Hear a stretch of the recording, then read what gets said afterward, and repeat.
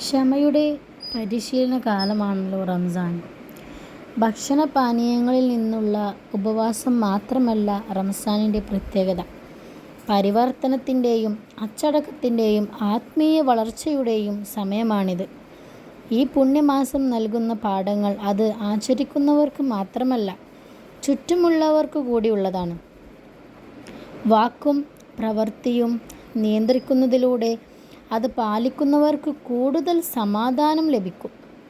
നോമ്പിൻ്റെ അച്ചടക്കം ഭക്ഷണനീതിയുമായി മനസ്സിനെ നിഷേധാത്മകതയിൽ നിന്നും വിദ്വേഷത്തിൽ നിന്നും ദുർശീലങ്ങളിൽ നിന്നും മാറ്റി നിർത്തും. ഈ മാസത്തിൽ ഊന്നിപ്പറയുന്ന ഏറ്റവും വലിയ ഗുണങ്ങളിലൊന്നാണ് ക്ഷമയാണ്. എത്രയൊക്കെ പറഞ്ഞു പഠിച്ചാലും പലപ്പോഴൊക്കെ മനസ്സിലേക്ക് കടന്നു വരുന്ന ഒരു ചോദ്യമാണ്, നമ്മളായിട്ട് എന്തിനു ക്ഷമിക്കണം എന്നത്.